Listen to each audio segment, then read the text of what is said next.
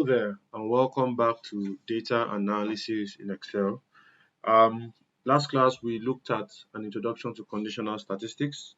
We looked at the fact that you have conditional additions and conditional counting. We also have conditional averages, but we rarely actually use that. But we'll see if we can jump in um, to that.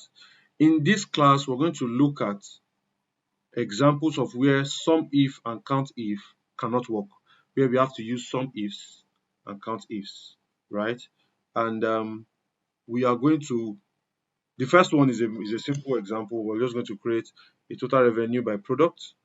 We're going to create total revenue by customer, and we're going to create total revenue cross tab with product on rows and customer on columns. So here is the simple data set. You have customer and you have the product and you have the revenue from that product, from that customer. So Yinka bought Gala and we got a revenue of 200. Dayo bought soft drink and we got a revenue of 200, right? Sarah bought bottled water and we got a revenue of 100. And we have all these transactions like that. And I want to summarize this data and say, what is the total revenue for each product? And how many times did we sell each product? Then we're also calculating revenue as a percentage of total.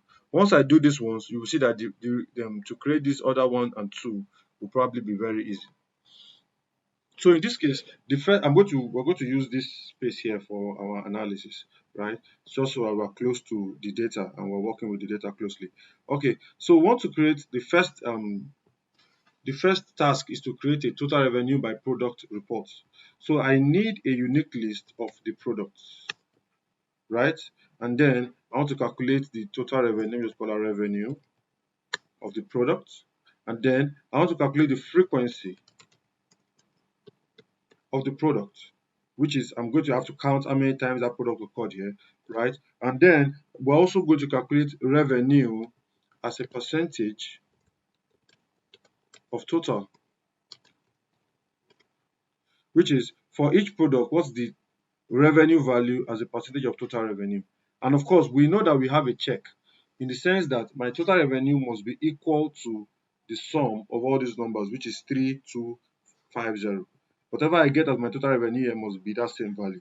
So just like within the last class, I need to have a unique list of products. So I can copy and paste here. Obviously, you know that we can use the unique formula, but using the unique formula requires you to understand some more features of dynamic arrays in Excel, which is beyond the scope of this course. So we look forward to another course that would explain dynamic arrays well in Excel. So first step, I'm going to copy the list of all the products into a new cell, and then of course I have to remove duplicates. So I can press Alt AM, escape. Sorry, you can either go to data and click on this or Alt AM. All right, so I can see just one column, so I can just press OK. Here are the unique values for products. So in this range, the only product that I have here is Gala, soft drink, and bottled water. Notice that if there is a new product, I need to add that product to my summary. If not, my total will not tie. Okay, so I can just come here, Control X to cut, come here and enter to paste. Of course, I don't need this anymore, so I can copy an empty cell and paste on it. Okay, so I have my unique list of products. Under this, I can type total. Now, the first thing I need to do is to calculate the revenue for each product. So I'm taking the sum of this, but this is the criteria. So that I can use my sum ifs equals SUMIFS tab. The first argument you can see is the sum range, which is which range do I want to sum up? I want to sum up the revenue range. So I'm going to click on this and Control Shift down, right? Control Shift down is how you select an entire range. So that's my sum range, meaning Excel, please sum up the values here, right? But I need to freeze this because I'm copying this formula down. So I press F4 to lock it, comma, criteria range 1. In this case, I have just one criteria because it's just products. So I have to select, notice that is a range as well. So products, I have to select this range for products and press F4 again to lock it. Note that your sum range and your criteria range must be this exact same dimension. If you have 10 rows here, you must have 10 rows here. You can't have a sum range like this and a criteria range like this. No, it won't work. It has to be exactly the same proportion. So your sum range is where you want to add up. Your criteria range is where you want to filter. Then comma. After that, my criteria. So in this range of products, I need to filter for gala. When I copy this formula down, the filter will move. I will now be filtering for soft drinks. When I copy it down again, I will now be filtering for bottled water. That's why I can close my parentheses, control, enter. And I can see that gala, I have a revenue of 1,300. This is gala. I'm holding control and I'm selecting. This is gala. This is gala. This is gala. All these are gala. Okay, we have two more galas here. And if I come here, I can see that my total revenue is truly 1,300. So basically, what this formula is doing here, double click to go in Excel, go and add up revenue, but check where the product is equal to the criteria of gala. And that's all. I can click and drag. Come here, alt equals, and that gives me a total of 325, which I can see from here is actually my total revenue. I can do the same thing for frequency. I just need to count how many times did I sell gala, how many times did I sell soft drinks, and because of that, I can say equals CountIfs tab.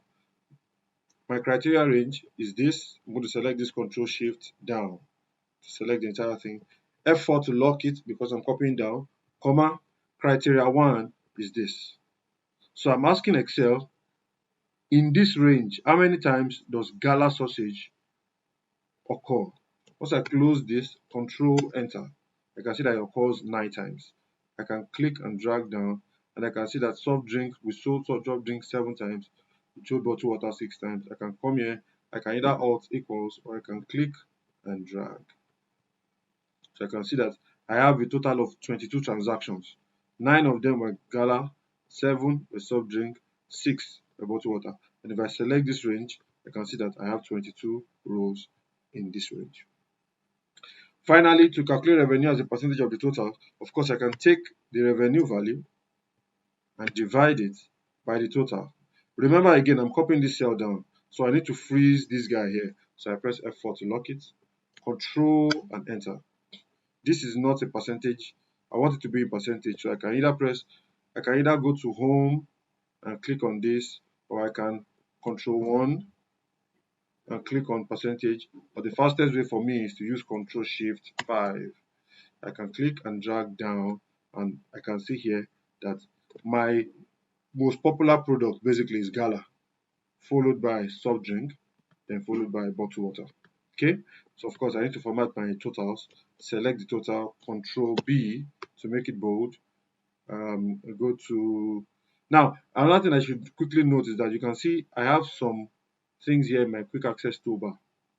These are the things I use the most, right? So for instance, if this is my my borders. If I come here, this same value here, this same command here rather, I can see it here. If I want my left and right align to be here, I just need to right click on it and I can see add to quick access toolbar, and here I have it here, right? But I don't need it, so I can right click and remove. So instead of me to go to home, I already have it here. I can just click on this.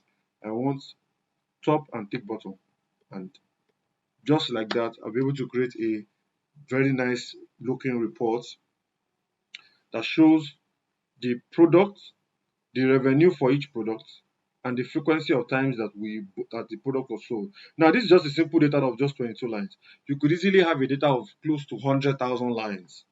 You know, the same idea follows. It's the same idea follows basically, right? So let's look at the second example. We say to create a total revenue by customer reports. Find the frequency of each customer and calculate the revenue as a percentage of total. We'll look at this example in the next class. Thank you.